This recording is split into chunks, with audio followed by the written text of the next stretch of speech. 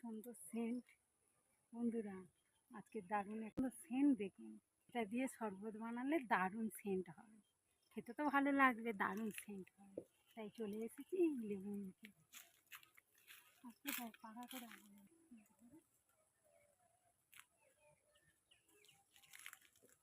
আজকের বন্ধুরা দারুণ একটা জিনিস দেখাবো। এই দেখুন, এটা কি বলুন তো, বেদানা গাছ, আর এইটা বেদানার ফুল। ফুলের মতো দেখতে, কালারটা কেমন লাগছে বন্ধুরা কমেন্ট করে জানাবেন কিন্তু।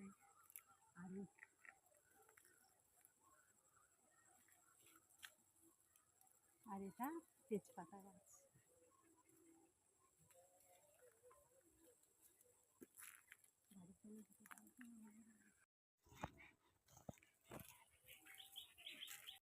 নমস্কার, সুজাতা রন্ধনশালায় আপনাদের অনেক অনেক স্বাগত।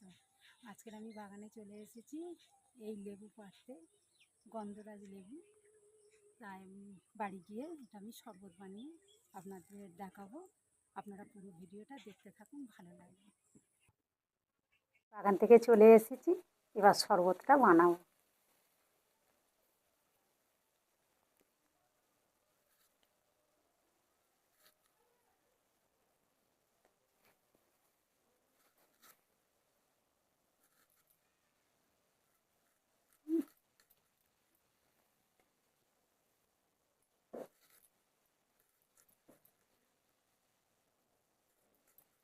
এগুলো আরও মোটা মোটা, আরও লেবুগুলো আরও বড় হয়, এখন সেভাবে এখন পাকে না। আমি সাজানোর জন্য কয়েকটা এরকম চাকা চাকা করে কেটে নেব।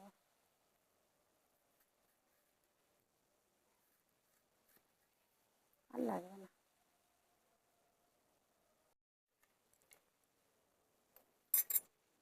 কত দানা বেরিয়েছে।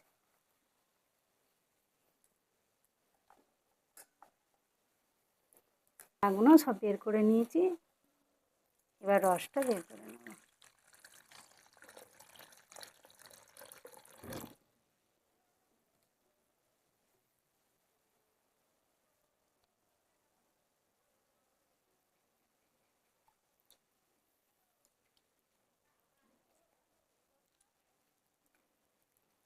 যেমন রস তেমন এর সেন্ট।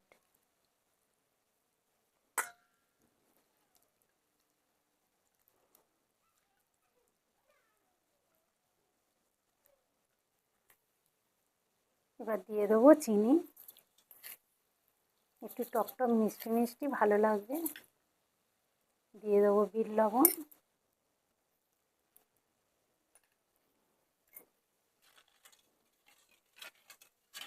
এখানে কিছু বরফের টুকরো নিয়েছি।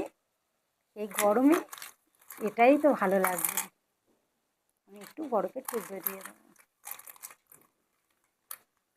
পুরো রাস্তায় যেমন বিক্রি হয় গ্লাসে লেবু মালাই, পুরো সেই রকম খেতে লাগবে। ও তো একটুখানি দেয়, খেয়ে আমার একটুও মন ধরে না। এইটা হলে যত ইচ্ছা খাওয়া যায়। ঠিক আছে, আমি এবার গ্লাস ভরে নেব।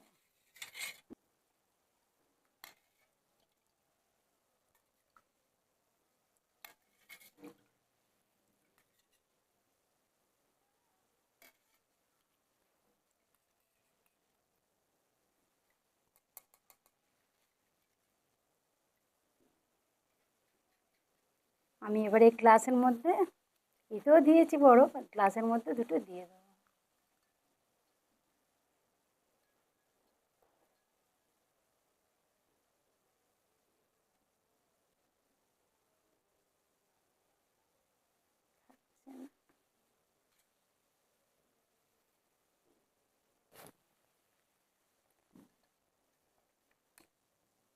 খুব সুন্দর।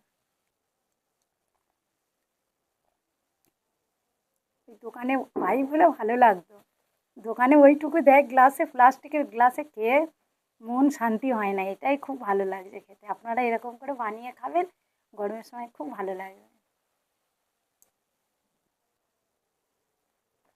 আরও যদি ফাঁকে থেকে লোকজন গরমে আসে, এইরকম একটু দিলে মিষ্টি টিষ্টি কিচ্ছু দিতে লাগবে না।